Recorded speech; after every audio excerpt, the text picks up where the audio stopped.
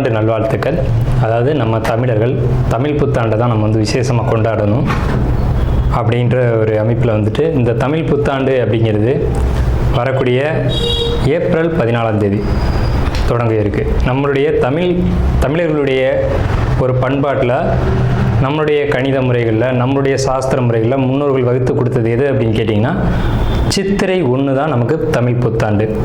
பிறக்க போகிற தமிழ் புத்தாண்டு இந்த சித்திரை 1 அப்படிங்கிறது விஸ்வாசு வருடம். அதாவது 60 வருடங்கள் தமிழருக்கு பிரபவ விவ சுக்ல பிரமோத்துத பிரமோத்பத்தி ஆங்கிரச ஸ்ரீமுக பவ யுவ தாது ஈஸ்வர வெகுதானியா அப்படின்ட்டு 60 வருடங்கள் தமிழ் வருடங்கள் கொடுக்கப்பட்டிருக்கு. அதில் 39வது வருடமானது விஸ்வாசு வருடம். இந்த வருடத்தை நோக்கி தான் நம்ம அடியெடுத்து வைக்கிறோம். நம்ம தமிழர்களுடைய கலாச்சாரப்படி பல்வேறு மதங்களும் பல்வேறு இனங்களும் பல்வேறு கலாச்சாரங்களும் இருந்தாலும் இந்த உலகத்தினுடைய ஆதி கர்த்தா, ஜோதிட சாஸ்திரத்தினுடைய ஆதி கர்த்தா அப்படிங்கிறவங்க தமிழர்கள் தான். அப்படிங்கிறதுல எல்லளவு கூட மாற்றம் இல்லை அப்படிங்கிறத நீங்கள் நல்லா புரிஞ்சுக்கணும்.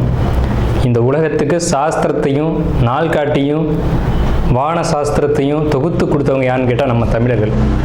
நம்ம தமிழ் புத்தாண்டை நம்ம மற்றவங்களுக்கு கொடுத்துட்டு மற்றவங்களுடைய கேலண்டர் எடுத்து நம்ம பயன்படுத்திக்கிட்டு இருக்கோம். இது மிகப்பெரிய ஒரு தவறு. இந்த இடத்துல நம்மளுடைய தமிழ் புத்தாண்டை நம்ம பின்பற்றணும்னு சொல்லி ஒரு வேண்டுகோளை நம்ம வச்சுட்டு இந்த தமிழ் புத்தாண்டு எப்படி இருக்குது அப்படிங்கிற அமைப்பையும், தமிழ் புத்தாண்டு என்ன, தமிழ் புத்தாண்டுடைய சிறப்புகளையும் நம்ம வந்து பேசுவோம். நாள் என் செய்யும் வினைதான் என் செய்யும் என்னை நாடி வந்த கோள் என் செய்யும் கொடுங்கூற்று என் செய்யும் கூரேசர் இருந்தாலும் சிலம்பும் சதங்கையும் தண்டையும் சண்முகன் தோளும் கடம்பும் என் கண்முன் வந்து தோன்றினேன். அதாவது நம்மளுடைய தமிழ் கடவுள் அப்படிங்கிறவர் முருகன் தாங்க. அகத்தியருக்கு தமிழை கற்றுக் கொடுத்தவர் யாருன்னு கேட்டிங்கன்னா முருகன் தாங்க. முருகன் தான் தமிழ் கடவுள். அதாவது அவருடைய பிறப்பு வேணால் நம்ம வந்து சிவன் பார்வதி அப்படி இப்படின்னு நம்ம சொல்லலாம். ஆனால் தமிழுக்கென்ற ஒரு கடவுள், தமிழினுடைய ஆதி கர்த்தா அப்படிங்கிறவங்க யாருன்னு கேட்டிங்கன்னா முருகன் தான். ஸோ அதனால் நம்ம முருகனை வணங்கி நம்ம இந்த பதிவை தொடர்வோம். சித்திரை 1 அப்படிங்கிறது ஏப்ரல் 14 ஆங்கில கணக்குப்படி. ஆங்கில கணக்கை தயவு செஞ்சு யாரும் எடுத்துக்க வேணாம். ஆங்கில நாள்காட்டி தவறானது தான். இது வந்து நம்ம சவால்கிட்டே சொல்லலாம். ஒரு 15 நாட்கள் ஆங்கில நாட்காட்டியில் காணாமல் போய் அதை தேடி கண்டுபிடிச்சி அதுக்காக நாட்களை திருத்தின ஒரு வரலாறு நம்ம வரலாறு இருக்குது. நல்லா தெரிஞ்சுக்கோங்க. இன்னையிலேருந்து இன்னும் நூற்றுக்கணக்கான வருடங்களுக்கு கிரகணத்தை ஆதி காலத்திலே குறித்து வச்சுருக்காங்க நம்ம முன்னோர்கள். ஸோ அப்படிப்பட்ட நம்மளுடைய தமிழ் வருடப்பிறப்பான விஸ்வாச வருடப்பிறப்பு எப்படி நடக்குது அப்படின்னு பார்த்தீங்கன்னா, திங்கட்கிழமை அன்னைக்கு பிரதமை திதியில் சுவாதி நட்சத்திரத்தில் வஜ்ரம் நாமயோகத்தில் கௌளவ கரணத்தில் பிறக்க இருக்குது. இந்த சித்திரை 1 தாங்க கேரளாவில் ஐயப்பனுக்கு நடை திறப்பு முதல்ல நடக்கக்கூடிய நாள் அப்படின்னா சித்திரை விசு அப்படின்னு சொல்லுவாங்க. விசு அப்படின்னா சமப்படுத்துதல் அப்படின்னு பேர். சித்திரை விசு அப்படிங்கிறத கேரளாவில் விசேஷமாக கொண்டாடுறாங்க. ஏன்னா நம்மகிட்டேருந்து பிழிஞ்சு போன ஒரு மொழி வந்து மலையாளம் அப்படிங்கிறது. சரி, விஸ்வாசு வருடத்துக்கு நம்ம முன்னோர்கள் என்ன விளக்கம் கொடுத்துருக்காங்க அப்படின்னா, விஸ்வாசு அப்படின்ற சொல் வந்துட்டு நேர்மை, நீதி, செல்வம் அப்படின்னு உயர்ந்த ஒரு அர்த்தத்தை வச்சுருக்காங்க. நம்மளுடைய தமிழ் மொழிக்கு நம்ம தமிழ்லேயே அர்த்தங்கள் தேட வேண்டிய ஒரு காலகட்டம் வந்தாச்சு. சரி, இந்த விஸ்வாசு வருடம் அப்படிங்கிறது நேர்மை, நீதி, செல்வம் அப்படிங்கிற ஒரு அர்த்தத்தில் வருது இந்த சொல் அப்படிங்கிறது. இந்த விஸ்வாசு வருடத்துக்கு உண்டான பலன்களாக நம்ம முன்னோர்கள் என்ன சொல்லியிருக்காங்க அப்படின்னு பார்த்தீங்கன்னா, விஸ்வாசு வருடம் தன்னில் வேளாண்மை ஏறும், பசுமாடும் மாடும் பழிக்கும், சிசு நாசம், மறையோர்கள் வாழ்வார்கள், மாதவங்கள் மீறுமே, மற்றுலகில் உண்டு மலை அப்படின்னு சொல்லியிருக்காங்க. மற்றுலகில் உண்டு மலை அப்படின்னு முடிக்கிறாங்க. இதனுடைய அர்த்தம் என்னன்னு கேட்டிங்கன்னா, இந்த வருடம் விஸ்வாசு வருடம் அப்படிங்கிறது ஒவ்வொரு 60 வருடங்களுக்கு ஒரு முறை 39 ஆண்டாக பிறக்கக்கூடிய இந்த விஸ்வாசு வருடமானது வருகின்ற காலகட்டத்தில் எல்லாம் வேளாண்மை உயரும் அப்படின்னு சொல்லியிருக்காங்க.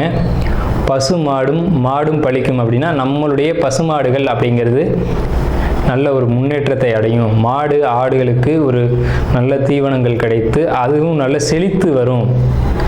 ஆதி காலத்தில் வந்து மாடை தான் செல்வமாக குறிப்பிட்டிருக்காங்க. இன்றைக்கி வந்து பணம் அப்படின்ற ரூபாய் தாள்களை நம்ம வந்து பணமாக குறிப்பிட்றோம்.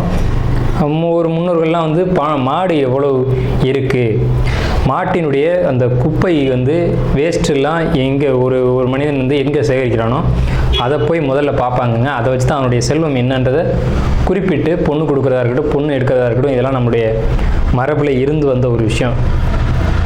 ஸோ அப்போ இத்தனை மாடுகள் இருந்தால் தான் அவன் செல்வந்தன் அப்படின்ற ஒரு கான்செப்ட் வந்து முன்னோர்கள் நமக்கு காமிச்சிருக்காங்க. அப்படிப்பட்ட பசுமாடுகள் மாடும் பழிக்கும் அப்படின்ற ஒரு வார்த்தையை வந்து அங்கே குறிப்பிட்டிருக்காங்க. சிசு நாசம் அப்படின்ற வார்த்தையை சொல்கிறாங்க. மறையோர்கள் வாழ்வார்கள். மறையோர்கள்னு யாருன்னு கேட்டிங்கன்னா சமுதாயத்தில் முக்கியமாக இருக்கக்கூடிய பெரியவங்க, மற்றவங்களுக்கு வழிகாட்டக்கூடியவங்க வாழ்வாங்க அப்படின்ற சொல்லியிருக்காங்க. மாதவங்கள் மீறுமே அப்படின்ற ஒரு வார்த்தையும் வருது. மாதவங்கள் மீறும் அப்படின்னா ஒழுக்கக்கேடான செயல்பாடுகளில் மனிதர்கள் நடக்க வேண்டிய காலகட்டங்கள் வரும். ஒழுக்கக்கேடுனா என்னங்க? இந்த விரல் தான் ஒழுக்கக்கேடு, இந்த ஒற்றை விரல் தான். இந்த விரலை வச்சு தான் நம்ம பட்டன் அமுக்கிறோம், காசு வாங்கிட்டு அமுக்கிறோம். இதுதான் மாதவங்கள் மீறுமே அப்படின்றது. ஸோ அந்த மாதிரிலாம் இல்லாமல் மனசாட்சிக்கு துரோகம் செய்யாமல் யார் நீதி பரிபாலனம் செய்வாங்க அப்படின்றத தெரிஞ்சு சரியான வாக்களித்து நல்ல தலைவனை தேர்ந்தெடுக்க வேண்டிய காலகட்டங்கள் அப்படிங்கிறத இங்கே மறைமுகமாக இந்த விசுவாச வருடத்தினுடைய வெண்பா பாடல் அப்படிங்கிறது நமக்கு சுட்டி காட்டுது. இந்த சித்திரை வருட பிறப்பானது மகர லக்னம்னு சொல்லக்கூடிய சர லக்னங்களில் விழுகுது. எப்படின்னு கேட்பீங்க? தமிழனுடைய கணக்குப்படி சூரியன் எப்போது கிழக்கு வானில் உதிக்கிறதோ அதுதான் லக்னம். ஸோ சித்திரை மாதம் 1ஆம் தேதியானது உதிக்கக்கூடிய நேரம் அப்படிங்கிறது கிழக்கு வானத்தில் சூரியன் உதிக்கக்கூடிய அந்த டைம் அப்படிங்கிறது 2:22 அதிகாலை மணி 2:22க்கே சூரியன் கிழக்கு வானத்தில் உதிச்சிடறாரு. அப்போ அது லக்னமாக போட்டுக்கணும், இந்த வருடத்தினுடைய பிறப்பு லக்னமாக போட்டுக்கணும். ஸோ அப்படி நம்ம போடும்போது மகர லக்னம் சர லக்னத்தில் விழுகுது. முன்னோர்கள் சித்திரை 1ஆம் தேதி அப்படிங்கிறத கண்டறிஞ்சு அந்த 1ஆம் தேதி தொடங்கக்கூடிய லக்னத்தை கண்டறிஞ்சு அதுக்கான பலன்களை பஞ்சாங்கங்களில் எழுத ஆரம்பிச்சிருக்காங்க. ஸோ அதன் அடிப்படையில் சர லக்னமான மகர லக்னத்தில் இந்த புத்தாண்டு அப்படிங்கிறது பிறகுது. இது ஒரு விசேஷமான ஒரு விஷயந்தான். ஏன் அப்படின்னு கேட்டிங்கன்னா, அந்த மகர லக்னத்துக்கு அதிபதியான சனி பகவான் ஒரு பலமான ஒரு நிலையில் வருடப்பிறப்பின் போது இருப்பாங்க அப்படிங்கிற ஒரு விசேஷமான ஒரு அமைப்பில் இந்த வருடப்பிறப்பு அப்படிங்கிறது விஸ்வாச வருடம் பிறக்கின்றது. ஸோ இந்த விஸ்வாச வருடம் பிறக்கும் போதே நமக்கு ஒரு நல்ல செய்தி கிடைச்சாச்சு, இந்த வருடம் நன்றாக இருக்க போகுது அப்படிங்கிற ஒரு விஷயம். சரி, இதை சித்திரை மாதம் தான் நீங்கள் தமிழருடைய கலாச்சாரம் அப்படின்னு சொல்றீங்களே, இதுக்கு ஏதாவது ஆதாரம் இருக்கா அப்படின்னு கேட்டிங்கன்னா கண்டிப்பாக இருக்கிறது. புறநானூறு அப்படின்ற ஒரு தமிழ் இலக்கியம் இருக்குது. அதில் போய் தேடி பார்த்தீங்க அப்படின்னா தலைநாள் பூத்த பொன் இணர் வேங்கை அப்படின்ற சொல்லும், கனிவேங்கை நன்னாளே நாடி மலர்தலால் அப்படின்ற வார்த்தை வரும். அதாவது சித்திரை மாதத்தில் பூக்கள் அதிகமாக பூத்து குலுங்கும், அதனால தலைநாள் அப்படின்ற சொல்ல யூஸ் பண்ணுறாங்க. தலைநாள்னா முதல் மாதம் அப்படின்னு, தலை மாதம் கடை மாதம் அப்படின்னு பிரிக்கிறாங்க. கனிவேங்கை நாடி மலர்தலால், கனிவேங்கை நல்லான் நாடி மலர்தலால், அந்த பூக்கள் பூக்கிறதுனால அந்த கனிவேங்கை மாதம் அப்படிங்கிறதையும் தலைநாள் பூத்த பொன் இணர் வேங்கை அப்படின்ற சொல்லும் புறநானூறு அப்படின்ற இலக்கியத்தில் தமிழ் மாதம் முதல் மாதம் சித்திரை மாதம்ன்ற குறிப்பீடு அங்கே இருக்குது. சரிங்களா? வண்ண மலர்கள் பூத்து குலுங்கக்கூடிய ஒரு பொன்னான மலர்கள், பொன் போன்ற மலர்கள். இன்றைக்கும் கேரளாவில் ஒரு மஞ்சள் நிறத்தில் தங்க நிறத்தில் பூக்கக்கூடிய பூக்களை பறித்து அவங்க விசேஷத்துக்கு சித்திரை 1 அன்னைக்கு கொண்டாடுறாங்க. அவங்க தமிழ் பண்பாடை பின்பற்றுறாங்க அப்படின்றத இதை நீங்கள் தெரிஞ்சுக்கலாம். சரிங்களா? இப்போ இந்த சித்திரைக்கு அதிதேவதை யாருன்னு கேட்டிங்கன்னா மகாவிஷ்ணு. மகாவிஷ்ணு தான் காக்கக்கூடிய கடவுள் அப்படின்னு சொல்கிறாங்க. மகாவிஷ்ணு எங்கும் நிறைந்தவர் அப்படின்னு சொல்கிறாங்க. சரிங்க சார், சித்திரை மாதம் விசேஷங்களை கொண்டாடலாமா அப்படின்ற ஒரு கேள்வி வரும். 100% கொண்டாடலாம். ஏன்னு கேளுங்க. இதுக்கு உதாரணம் ராமர் தான். ராமர் பட்டாபிஷேகம் ஏற்ற மாதம் எதுன்னு கேட்டிங்கன்னா சித்திரை மாதங்க. அப்போது விலக்கப்பட்ட மாதங்கள் அல்ல, இது விசேஷத்துக்கு ஏற்றுக்கொள்ளப்பட்ட மாதம் எதுன்னு கேட்டிங்கன்னா சித்திரை மாதம்தான். பகவத்கீதையிலே ஒரு வார்த்தை வருது, ருதுக்களில் நான் வசந்த ருதுவாக இருக்கிறேன் அப்படின்னு கிருஷ்ணன் சொல்கிறார். நம்மளுடைய வாக்கியம்ல, இது பகவானுடைய சொல். அப்போ வசந்த ருது அப்படின்றது எதுன்னு கேட்டிங்கன்னா சித்திரை 1 தான் வசந்த ருதுனுடைய தொடக்கம். வசந்த காலம் அப்படிங்கிறது வெயில் காலம் அப்படின்னு தான் பேர், கோடை காலம் அப்படின்னு பேர். வசந்த காலமானது சித்திரை வைகாசி, இந்த 2 மாதத்தையும் வசந்த காலம் அப்படின்னு குறிப்பிடுறாங்க சமஸ்கிருதத்தில். அப்போ இந்த வசந்த காலம் எனக்கு பிடித்த ருது அப்படின்னு சொல்கிறாரு கிருஷ்ணர். ஸோ ராமர் பட்டாபிஷேகம் ஏற்றுக்கிட்ட ருது எது அப்படின்னு கேட்டிங்கன்னா சித்திரை மாதம். அப்போ சித்திரை மாதம் புது வீடு வாங்கலாம், புது வீடுக்கு கிரகப்பிரவேசம் பண்ணலாம், புது மனை எழுப்பலாம், மனை சம்பந்தப்பட்ட விஷயங்கள், மங்கள காரியங்கள், இது எல்லாம் செய்வதற்கு உகந்த மாதம் சித்திரை மாதம். சரி, அப்போ அந்த சித்திரை மாதம் பார்த்தீங்கன்னா சித்ரா பௌர்ணமி அப்படின்னு ஒன்று வரும். சித்திரை பௌர்ணமி அப்படின்ற ஒரு விசேஷம் வரும். சூரியன் மேசத்திலும் சந்திரன் துலாத்திலும் இருந்து சித்திரை நட்சத்திரம் வருகின்ற நாளில் பௌர்ணமி திதியானது உதிக்கும். ஒவ்வொரு தமிழ் மாதத்துக்கும் குறிப்பிட்ட நட்சத்திரத்தில் தான் பௌர்ணமி திதி வரும். அந்த திதி எந்த காலகட்டத்திலையும் மாறாது. அதனால தமிழர்கள் ரொம்ப நுட்பமானவர்கள் நம்ம சொல்கிறோம். வைகாசி மாதம் அப்படின்னு எடுத்துக்கிட்டோம்னா அந்த மாதத்துக்கு பேர் வைகாசின்னு ஏன் வந்தது அப்படிங்கிறது தெரியணும். விசாக நட்சத்திரத்தில் பௌர்ணமி உதிக்கும். மேச ராசியானது மே மாதம் நம்ம மேச ராசின்னு சொல்கிறோம், மேடத்தை மே அப்படின்னு சொல்கிறோம். நம்மக்கிட்டேருந்து எடுத்துக்கொண்ட ஒரு வார்த்தை ஆங்கிலத்தில். மேடம்ன்ற சொல்ல மேஷம், மேடம்ன்ற சொல்ல மே அப்படின்னு திரிச்சிருக்காங்க. இவ்வளோதான் விஷயம், சரிங்களா? மேடம் நம்ம குறிப்பிட்றோம் ராசியில், அதை மே மாதம் அவங்க குறிப்பிட்றாங்க. அப்போ இந்த பருவ காலத்தில் மே மாதம் வரக்கூடிய இந்த சித்திரை நட்சத்திரத்தில் தான் சித்திரை மாதம் பௌர்ணமி உதிக்கும். முழு நிலா, பெரிய நிலா உதிக்கும். சந்திரன் வந்து ரொம்ப பிரகாசமாக இருக்கக்கூடிய பௌர்ணமி திதியானது முதல்ல உதிக்கிற மாதம் சித்திரை மாதத்தில் தான் அவ்வளோ முழு நிலாவாக ஒலிக்கும். இந்த சித்ரா பௌர்ணமி அப்படிங்கிறது சித்திரகுப்தனுக்கான விசேஷ நாள். சித்திரகுப்தன் யாருங்க? யமனுடைய பிஏ, யமனுடைய கணக்காளி, யமனுடைய பணியாளர். இவரை வந்து இந்த மாதத்தில் விசேஷமாக கொண்டாடுறாங்க.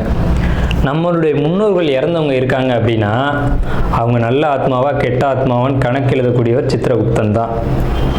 அந்த கணக்கு அவர் எழுதுறதுனால தான் சித்ரா பௌர்ணமி அன்னைக்கு நம்ம முன்னோர்களை கொண்டாடி விசேஷமாக வழிபாடு செய்கிறோம்.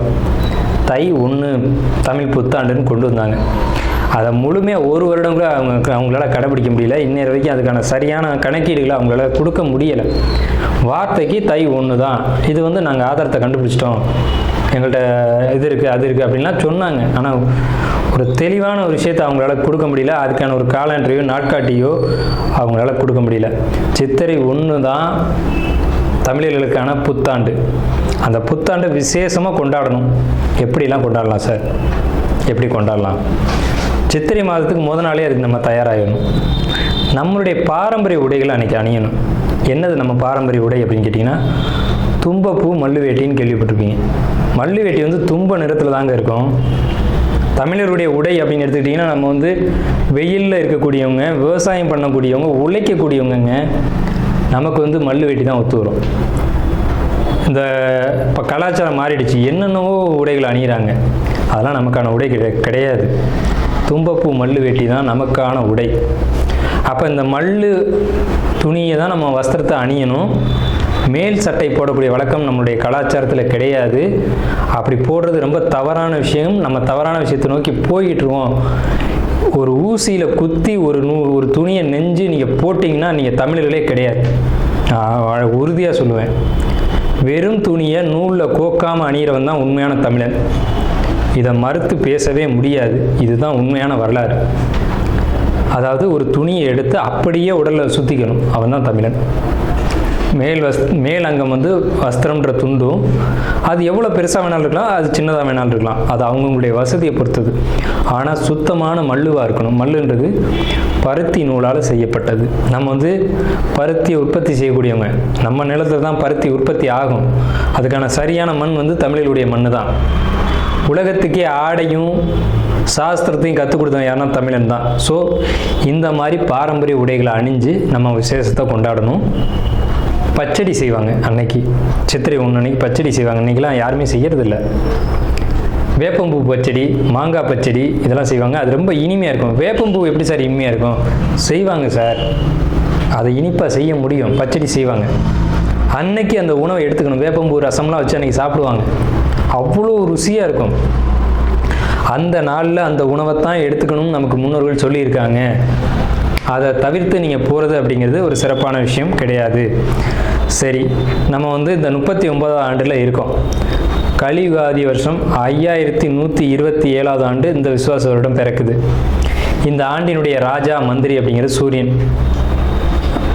இந்த ஆண்டினுடைய ராஜா மந்திரி அப்படிங்கிறது சந்திரன்.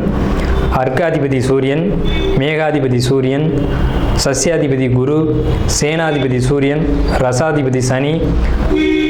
இந்த ஆண்டினுடைய ராஜா அப்படின்னு சொல்லக்கூடியவர் சந்திரன் பலமாக இருக்காங்க. இந்த ஆண்டு தொடக்கத்திலே பலமாக இருக்காங்க. சனி பலமாக இருக்காங்க. சூரியன் பலமாக இருக்காங்க. சூரியன் எப்போவுமே வருஷ ஆண்டு பிறப்பு அப்படின்னாலே சூரியன் பலமாக தான் இருப்பார். அது என்ன ஸ்பெஷல்னு கேட்டிங்கன்னா, அந்த வீடு வந்து எந்த ஒரு பலகீனமும் அடையாமல் இருக்குது. மேசராசி. சஸ்யாதிபதி குரு அதீத பலத்தில் இருக்கார். எப்படின்னு கேட்டிங்கன்னா, பரிவர்த்தனை யோகத்தில் குரு சுக்கிரன் பரிவர்த்தனையில் தங்களுடைய வீடுகளை மாற்றிக்கிட்டு, பகைக்கிரகங்கள் தான் குரு சுக்கிரன், ஆனால் தங்களுடைய வீடுகளை பரிமாற்றம் செஞ்சுக்கிட்டு நல்ல ஒரு பலமான நிலையில் இருக்காங்க. இந்த வருஷம் மழை வந்து ரொம்ப அற்புதமாக பெய்யும். சகல ஜீவராசிகளுக்கும் உணவுகள் தட்டுப்பாடு இல்லாமல் கிடைக்கும். ரொம்ப பெரிய ஒரு அற்புதமான விஷயம். அன்னதானங்கள், கோயில் விசேஷங்கள் சிறப்பாக நடக்கும். ஆனால் அந்த புனித யாத்திரைக்குள் போகக்கூடியவங்களுக்கு இந்த விஸ்வாச வருடம் அவ்வளோ சிறப்பாக இல்லை. அங்கே சில நெருக்கடிகள், தொந்தரவுகள் இருக்கலாம் அப்படின்ற ஒரு சின்ன மைனஸ் மட்டும்தான் இருக்குது. அதே நேரத்தில் உணவு உற்பத்திகள் அப்படிங்கிறது அதிகரிக்கும். மழை நல்லா பொழியும். அணு ஆயுத உற்பத்திகள் அதிகமாக இருக்கும். ஆயுதங்கள், இரும்பு, எஃகு போன்ற விஷயங்களுடைய உற்பத்தி அதிகரிக்கும். மருத்துவத்தில் இந்திய தேசம் முதலிடத்தை வகிக்கும். வட மாநிலங்களில் வெள்ள பாதிப்புகள் ஏற்படும். மின்சார தடைகள் அடிக்கடி ஏற்படும். பேட்டரி வாகனங்கள் அதிகரிக்கும். பெரும்பாலும் இந்த பெட்ரோலியம் சம்மந்தப்பட்ட வாகனங்கள் அப்படிங்கிறது குறையும். தங்கம், வெள்ளி உளைச்சல் அப்படிங்கிறது உச்சத்தை அடையும். விலை உச்சத்தை அடையும். தங்கம், வெள்ளியை பொறுத்த வரைக்கும், ஆபரணங்களை பொறுத்த வரைக்கும் விலை உச்சத்தை அடையும். ஆனால் விலையும் அதிகம் அடையும் போதெல்லாம் அந்த விற்பனையும் அதிகமாகும். நல்ல லாபங்கள் கிடைக்கும். அதிகமாக தங்க நகைகளை வாங்கி அணியக்கூடியதும் சேமிக்கக்கூடியதும் இந்த ஆண்டு மக்கள் செய்வாங்க.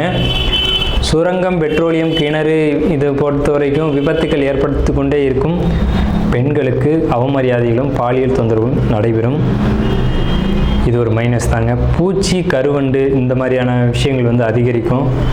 வெங்காயம், தக்காளி, பூண்டு, மாங்காய், புளி இதனுடைய உற்பத்தியும் அதிகமாக இருக்கும். விலையும் அதிகமாக இருக்கும். மனிதர்களுக்கு இந்த நடைப்பயணம் போகக்கூடியவங்களுக்கு மட்டும் கொஞ்சம் தொந்தரவுகள் இருக்குங்க.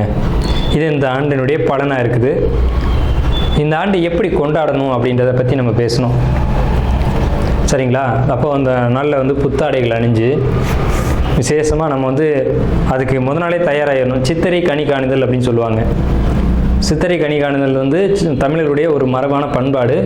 இந்த சித்திரை மாதத்துக்கு முத நாளே அதுக்கான ஏற்பாடுகள்லாம் செஞ்சு வச்சுட்டு நீங்கள் அடுத்த நாள் புத்தாண்டு பிறக்கும்போது அந்த சித்திரை கனி காணுதலோடு நீங்கள் தொடங்குனீங்க அப்படின்னா இந்த புத்தாண்டு ரொம்ப பெரிய விசேஷத்தை உங்களுக்கு கொடுக்கும். நீங்கள் 12 ராசிகளில் எந்த ராசியில் பிறந்திருந்தாலும் உங்களுக்கு ஏற்றம் தான் அப்படிங்கிறதுல மாற்றுக்கிறதுக்கு இடமில்லை.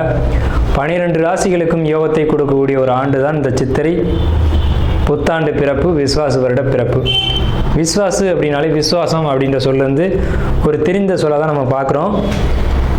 நேர்மையாகவும் மக்கள் செயல்படுவாங்க, நீதியோடு நடந்துக்குவாங்க. நீதி என்னன்றது தெரியும். தலைமையில் இருக்கக்கூடியவங்களுக்கு கொஞ்சம் தொந்தரவுகள் வரும். தலைமை அப்படின்னா உங்களுக்கு தெரியும், அரசாங்கத்தில் அரசியலில் இருக்கக்கூடியவங்களுக்கு தொந்தரவுகள் வருது அப்படிங்கிறதெல்லாம் மாற்றுக்கிறதுக்கு இடமில்லை. இதை பலர் சொல்லலாம், பலர் மறுக்கலாம். நடக்கும்போது சில விஷயங்கள் நீங்கள் தெரிஞ்சுக்கிங்க. புத்தாண்டினுடைய பிறப்பானது சிம்ம மாந்தியில் தொடங்குகிறது. அப்போ தலைமையில் இருக்கக்கூடியவங்க யாருன்னு நம்ம குறிப்பிட்டு சொல்ல முடியாது. எல்லாருமே தலைமை தான். அந்த பார்லிமெண்ட்டு, அதே மாதிரி நாடாளுமன்றம், இந்த மாதிரி இடங்களுக்கு போகக்கூடியவங்க எல்லாருமே தலைமை தான். இவங்களுக்கு மட்டும் கொஞ்சம் எச்சரிக்கையாக இருக்கணும் அப்படின்ற காலகட்டம்.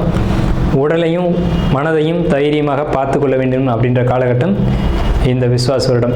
அதே சமயத்தில் நீதி, நேர்மை யாரெல்லாம் கடைபிடிக்கிறீங்களோ உங்களுக்கு இந்த விஸ்வாச வருடம் உங்களை விசுவாசமாக காப்பாற்றும் அப்படிங்கிறதுலேயும் மாற்றுக்கிறதுக்கு இடம் இல்லைங்க. ஸோ நம்மளுடைய இந்த வீடியோ பார்த்த அனைவருக்கும் நன்றிகள். சுவாதி நட்சத்திரக்காரங்க, இந்த விஸ்வாச வருடம் என்ன பலன்கள் நடக்கும் அப்படின்னு பார்த்தீங்கன்னா, நண்பர்கள் மத்தியில் பெரிய மதிப்பு மரியாதை கிடைக்கும். சொந்த பந்தத்துக்கு மத்தியிலையும் நல்ல மதிப்பு மரியாதைகள் கிடைக்கும். நீங்கள் ஆசைப்பட்டதெல்லாம் கிடைக்கும். முன்னேற்றத்தை அடைவீங்க. முன்னேற்றத்தை நோக்கி உங்களுடைய பயணம் அப்படிங்கிறது இருக்கும். கண்டிப்பாக குழந்தை இல்லை அப்படின்னு சொல்லக்கூடிய சுவாதி நட்சத்திரக்காரங்களுக்கு நிச்சயமாக குழந்தை உண்டு. ஐவிஎஃப் ட்ரை பண்ணுறவங்களுக்கு நிச்சயமாக குழந்தை உண்டு. குழந்தை இல்லைன்னு இயங்கிருக்கக்கூடிய சுவாதி நட்சத்திரத்துக்கு நிச்சயமாக இந்த விஸ்வாச வருடத்தில் குழந்தை உண்டு. வாழ்க்கையில் மிகப்பெரிய வளர்ச்சியை நோக்கி இந்த காலகட்டத்தில் நீங்கள் போவீங்க. துளாராசி அப்படிங்கிறது தராசு தட்டு. 2 பக்கம் தராசு தட்டு இருக்கும். அந்த தராசு தட்டுடைய நேர் எதிர்த்தன்மைகளை சுட்டி காட்ட முடியாது, அது முள் சுட்டி காட்டும். ஸோ அப்படிப்பட்ட நடுநிலைமை தவறாத துளாராசிக்காரங்க அப்படின்னு பேர். உண்மையிலேயே துளாராசியில் தான் மிகப்பெரிய நாத்திகவாதிகளும், அதே துளாராசியில் தான் மிகப்பெரிய ஆன்மீகவாதிகளும் அவதரிச்சிருக்காங்க. ஸோ எதிரும் புதிருமான ராசி தான் அந்த துளாராசி. ஒன்று தெய்வ நம்பிக்கை சுத்தமாக இருக்காது, இல்லைன்னா தெய்வ நம்பிக்கை ரொம்ப அதிகமாக இருக்கும். ஸோ இப்படிப்பட்ட ஒரு கான்செப்டில் இருக்கக்கூடிய உங்களுடைய குணம் அப்படிங்கிறது இப்படி தான் எதிரும் புதிருமாக இருக்கும். மிகப்பெரிய பெரிய இறைவனை கண்டறிஞ்சவங்க, இறைவனே கதி அப்படின்னு போனவங்க எல்லாம் பார்த்தீங்கன்னா துளாராசி தான். கடவுளே இல்லைன்னு சொன்னவங்களும் துளாராசி தான். ஏன் இப்படி நடக்குது அப்படின்னு பார்த்தீங்கன்னா, இந்த ராசி தான் ராசி மண்டலத்தை 2ஆக பிரிக்கக்கூடிய ராசி. ஸோ அதனால் நீதி, நேர்மை அப்படிங்கிறதுக்கு இந்த ராசிக்கு பஞ்சம் இருக்காது. கரெக்டாக நூல் பிடிச்ச மாதிரி இருக்கணும். இவங்களுக்கு எப்போவுமே கோபம் அதிகம் வரும். ஏன்னு கேட்டிங்கன்னா, இவங்க வந்து அந்த நீதி தவறும்போது அதை பொறுமையாக பார்த்து இருக்க மாட்டாங்க. சனி உச்சம் அப்படிங்கிறதுனால பொறுமை அப்படிங்கிறது இவங்களுக்கு கொஞ்சம் பற்றாக்குறையாக தான் இருக்கும். ஆனால் பொறுமையாக இருந்தாங்கன்னா ரொம்ப லைஃப் வந்து சூப்பராக இருக்கும் அப்படின்னு கூட சொல்லலாம். இந்த ராசியினுடைய தனித்தன்மை அப்படிங்கிறது எப்போவுமே யாராக இருந்தாலும் பாரபட்சம் இல்லாமல் எல்லாரையும் ஒரே கண்ணோட பார்க்குறது தான் இந்த ராசியினுடைய தனித்துவம் அப்படிங்கிறது. எல்லாரையும் ஒரு கண் கொண்டு பார்க்குறது. இவர் வேண்டியவர், இவர் வேண்டாதவர், இவர் அப்பா, இவர் வேற ஒருவா அப்படிங்கிறதெல்லாம் இல்லாமல் யார் தப்பு பண்ணாலும் தப்பு, யார் சரி செஞ்சாலும் சரி அப்படின்னு உறக்க சொல்லக்கூடிய எந்த ராசின்னா துலா ராசி தான். சரிங்களா? இப்போ சார் எங்களுக்கு இந்த விசுவாச வருஷம் எப்படி இருக்குது அப்படின்னு நீங்கள் கேட்டிங்க அப்படின்னா சூப்பராக இருக்குது. ஏன் சார் அப்படி சொல்கிறீங்க? உங்கள் ராசிக்கு ஆகாத கிரகம் 3 ஆகக்கூடிய குரு, ஆனால் 9ஆம் இடத்துல உட்காந்துருக்கார். ஓடிப்போனவனுக்கு 9ல் குரு, அகப்பட்டவனுக்கு அட்டமத்தில் ராகு அப்படின்னு சொல்லுவாங்க. அப்போ ஓடிப்போனவனுக்கு 9ல் குருனா ஏன் அப்படி சொல்லியிருக்காங்க அப்படின்னா 9ல் குரு இருந்தால் ராசியை பார்க்கும், ராசிக்கு 3ஆம் இடத்தை பார்க்கும், ராசிக்கு 5ஆம் இடத்தை ஒரே காலத்தில் பார்க்கும். ராசி 3, 5 இந்த 3 இடங்களை ஒரே காலத்தில் பார்க்கும்போது அது மிகப்பெரிய நல்ல விஷயங்களை செஞ்சுட்டு போயிடும். என்ன நல்ல விஷயன்றதை பார்ப்போம். முதல்ல தனவரவு. பணம் தானே எல்லாத்துக்கும் முக்கியம். அது துலா ராசிக்கு ரொம்ப முக்கியம் வந்து பணம் தான். ஏன்னா இந்த வீட்டின் அதிபதிய சுக்கிரன் தானே. திடீர் தனவரவு அதிர்ஷ்டமும் இந்த விசுவாசத்தில் உங்களுக்கு தான் உண்டு. கணவன் மனைவி உறவை பொறுத்த வரைக்கும் கொஞ்சம் கான்ட்ராவர்சி அப்படிங்கிறது இருக்கத்தான் செய்யும். இருந்தாலும் பரவாயில்ல அப்படின்ற மாதிரி ஓடிடும். இது வரைக்கும் உங்களுடைய பொருளாதார நிலைகள் கொஞ்சம் தட்டுப்பாடாக இருக்கும். வரவுக்கு மீறி செலவு இருக்கும். குடும்பத்தில் சுபகாரியங்கள் நடந்திருக்கும். அதுக்கான செலவுகள் நீங்கள் மேற்கொண்டிருப்பீங்க. ஸோ இதெல்லாம் கடந்த காலகட்டத்தில் நடந்தது. நல்ல சிந்தனைகள், புதிய முயற்சிகள் இப்போ நடக்கும். அதே மாதிரி புதிய தொழில் முயற்சிகள், புதிய வேலை வாய்ப்புகள் இதெல்லாம் அதிகரிக்கக்கூடும். இதனால் உங்களுக்கு வந்து பார்த்திங்கன்னா எதிர்காலம் அப்படிங்கிறது ரொம்ப பிரைட்டாக தெரியும். எதிர்காலம் பற்றின உங்களுடைய கனவுகள் வந்து பெரிய அளவில் வச்சுக்கிட்டே போவீங்க. அதிர்ஷ்டமான காலகட்டம் தான் அப்படிங்கிறதுல எந்த ஒரு மாற்று கருத்துக்கு இடமில்லை. சாதாரண நிலையிலேருந்து மிக பிரம்மாண்டமான நிலைக்கு உயர போகிறீங்க அப்படிங்கிறதுல மாற்று கருத்துக்கு இடமில்லை. முன்னேற்றத்தை அடைவிக்க நல்ல திறமையும் அந்த திறமைக்கான சரியான வாய்ப்புகள் இந்த காலகட்டத்தில் கிடைக்கும். இப்போ ஒரு குழப்பத்திலேருந்து ஒரு தெளிவு கிடைக்கும். ஏன்னா சந்திரனை குரு பார்க்குறாங்க. ஒரு நாள் குழப்பத்திலேயே போட்டு இதை செய்வோமா வேணாமா அப்படின்னு நினச்சிட்டு இருந்ததுக்கு பதிலாக இப்போ ஒரு தெளிவு கிடச்சிக்கும். இதை செய்யலாம் அப்படின்ற ஒரு இறுதியான ஒரு முடிவு வருவீங்க. இடமாற்றங்களும் பயணங்களும் அலைச்சல்களும் உங்களுக்கு உண்டு. அதனால் பாதிப்பு இருக்கா சார் அப்படின்னு கேட்டிங்கன்னா கண்டிப்பாக பாதிப்பு இல்லை. அதனால் நல்ல ஒரு சிறப்பான நிலைக்கு போகக்கூடிய காலகட்டம் தான் உங்களுக்கு வந்துக்கிட்டு இருக்கு. எதிரிகள் இது வரைக்கும் இருந்திருப்பாங்க, இனி இருந்த இடம் தெரியாமல் போயிடுவாங்க. இதுக்கு முன்னாடி எதிரிகளுடைய தொந்தரவு அப்படிங்கிறது இருந்திருக்கும். இனி அந்த பேச்சுக்கு இடமில்லை. சிரமங்கள் எல்லாமே சரியாகும். உங்களுக்கு இந்த விசுவாச வருடம் பொறுத்த வரைக்கும் சந்திரனுக்கு 6ல் சனி, 5ல் ராகு, 11ல் கேது. ஆன்மீக வழிபாடுகளை பொறுத்த வரைக்கும் கொஞ்சம் குறைச்சிக்கோங்க. கோயில்கள் போகிறதுக்காக கொஞ்சம் குறைச்சிக்கோங்க. ஏன்னா சார் எல்லோரும் கோயிலுக்கு போக சொல்லுவாங்க, நீங்கள் போக வேணாம்னு சொல்கிறீங்க அப்படின்னா தற்சமயம் கிரக நிலைகள் அப்படி தான் இருக்குது. கோயிலுக்கு போனால் உங்களுக்கு சில பாதிப்புகள் ஏற்படலாம் அப்படின்ற ஒரு நிலை இருக்குது. ஸோ அதனால் அதிகபட்சம் ஆலய வழிபாடுகளை குறைச்சிட்டு வீட்டிலே இருந்து தியானம், யோகா, மெடிடேஷன் இந்த மாதிரியான விஷயங்களை ஃபாலோ பண்ணுங்கள். அது சிறப்பான ஒரு நல்ல விஷயங்களை ஏற்படுத்தி கொடுக்கும். உங்களுடைய சிந்தனைகளில் ஒரு நல்ல மாற்றங்கள் அப்படிங்கிறது ஏற்படும். நல்ல ஒரு உடல் ஆரோக்கிய மேம்பாடு. இவ்வளோ நாள் உடம்புல பிரச்சனை இருந்தது சார் அதனால் கவலைப்படுதுன்னு அப்படின்ற ஒரு நிலையை கடந்து இனி உடல்நிலைகளை பொறுத்த வரைக்கும் ஒரு நல்ல ஆரோக்கிய மேம்பாடு அப்படிங்கிறது இருக்கும். உங்களுக்கு வயிறு சம்மந்தப்பட்ட விஷயங்களில் பிரச்சனைகள் ஏற்பட வாய்ப்பு உள்ளது. வயிறு அல்லது அடிவயிறு இது சம்பந்தப்பட்ட பாதிப்புகள், செரிமான கோளாறுகள், குடல் வாழ்வு பிரச்சனைகள் இதெல்லாம் ஏற்படுறதுக்கான ஒரு வாய்ப்புகள் உள்ளது. ஏன்னா 5ல் ராகு 6ல் சனி அப்படின்னா இந்த மாதிரியான தொந்தரவுகளை கொடுக்கும் அப்படின்ற ஒரு அமைப்பு இருக்குது. அதே மாதிரி பாத எரிச்சல், பாதத்தில் தொந்தரவு, காலில் பிரச்சனை, கால் வலி அந்த மாதிரியான தொந்தரவுகள் வயதானவர்களுக்கு வரக்கூடும். ஸோ இயல்பாக வாலிபத்தில் இருக்கக்கூடியவங்களுக்கு அந்த மாதிரி தொந்தரவுகள் வராது. மாணவர்களை பொறுத்த வரைக்கும் படிப்பில் கவனம் செலுத்த மாட்டீங்க. ஆனால் படிப்பில் கவனம் செலுத்தணும். படிப்பை தவிர்த்து மற்ற எல்லா விஷயங்களையும் கவனம் போகும்.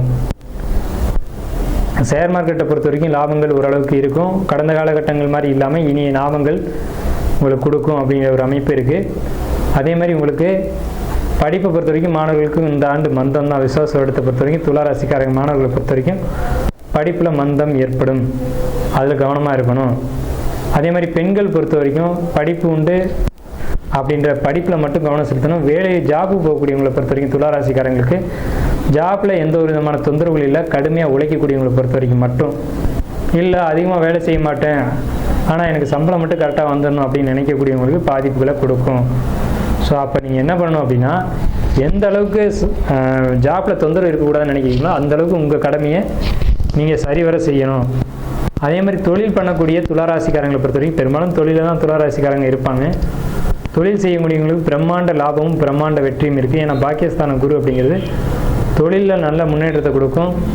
அதுவும் குறிப்பாக வியாபாரம் பண்ணக்கூடியவங்க, டைப்பு, எழுத்து, பத்திரம் இந்த துறைகளில் இருக்கக்கூடியவங்களுக்கு ரொம்ப பெரிய ஒரு வளர்ச்சிக்கான காலகட்டம் தான். ஆனால் அதுலேயும் தொழிலையும் உழைப்பு அதிகமாக செலுத்தணும் அப்படிங்கிற காலகட்டம். ஸோ துளாராசி ஓவராலாக பார்க்கும்போது ஒரு 55% மேலே நல்ல பலன்கள் இருக்குது. ஸோ நம்ம மேலே சொன்ன மாதிரியான நல்ல பலன்கள் அப்படிங்கிறது துளாராசிக்கு இருக்குது. எச்சரிக்கையான விஷயங்கள் அப்படிங்கிறது தேவையற்ற பயணங்களை குறைச்சிக்கணும். ரொம்ப லாங் ட்ராவல் அப்படிங்கிறத நிச்சயமாக குறைச்சிக்கணும். வெளிநாட்டு பயணங்கள் அப்படிங்கிறது இருக்கக்கூடாது. அதே மாதிரி தேவையில்லாதவங்கள்ட்ட பேசக்கூடாது. உங்களுக்கு பொறுத்த வரைக்கும் மனசு, இருதயம் அப்படின்ற விஷயங்களை பொறுத்த வரைக்கும் உங்களுக்கு ஹார்ட் சம்மந்தப்பட்ட விஷயங்களில், அதே மாதிரி நுரையீரல் இது சம்மந்தமாக பிரச்சனை இருக்கிறவங்க அதில் கொஞ்சம் கேர் எடுத்துக்கணும். ஏன்னா இங்கே பாதிப்புகள் வர்றதுக்கான வாய்ப்புகள் உள்ளது. உணவு பொறுத்த வரைக்கும் வெளியிட உணவுகள் எடுத்துக்க வேண்டாம். அலைச்சல்களை பெரும்பாலும் குறைச்சிங்க. வெளியூர் வெளிநாடு பயணங்கள் வேண்டாம். கணவன் மனைவி உறவை பொறுத்த வரைக்கும் கருத்து வேறுபாடுகள் ஏற்படும். அதை விட்டு கொடுத்து போய் தான் சரி பண்ணணும். கண்டிப்பாக விட்டு கொடுத்து போகல அப்படின்னா இந்த டைமில் உங்களுக்குள்ள சில தொந்தரவுகள் ஏற்படுறதுக்கான வாய்ப்புகள் உள்ளது. ஸோ இது எல்லாத்துக்கும் தீர்வு துளாராசிக்காரங்களாக இருக்கும் பட்சத்தில் அங்கே சுவாதி நட்சத்திரம் இருக்குது. துளாராசிக்காரங்களுக்கு இந்த நெகட்டிவான பலன்கள் சொல்லியிருக்கீங்களே, இதுக்கு பரிகாரம் வேணும் அப்படின்னு கேட்டிங்க அப்படின்னா, ஒன்று லக்ஷ்மி நரசிம்மர் வழிபாடு பண்ணுங்கள். இந்த லக்ஷ்மி நரசிம்மர் தலையில் 5 நாகங்கள் இருக்க மாதிரி ஒரு அமைப்பு இருக்கும். அதனால் லக்ஷ்மி நரசிம்மர் வழிபாடு பண்ணலாம். இல்லை அப்படின்னு சொல்லக்கூடியவங்க தொட்டியமில் திருநாராயணபுரம்னு ஒரு கோயில் இருக்குது. வேதநாராயண பெருமாள் அப்படின்னு அந்த பெருமாளுடைய பேர். அந்த கோயிலை போய் வழிபாடு பண்ணிங்கனாலும் துளாராசிக்கு நெகட்டிவான பலன்கள், துலா லக்னத்துக்கு நடக்க வேண்டிய நெகட்டிவான பலன்கள் அப்படிங்கிறது அந்த ஒரு 40% சொல்லியிருக்கோம் இல்லையா, அது தவிர்க்கப்படும். ஸோ துளாராசிக்கு என்னுடைய வாழ்த்துக்களும் வணக்கங்களும்.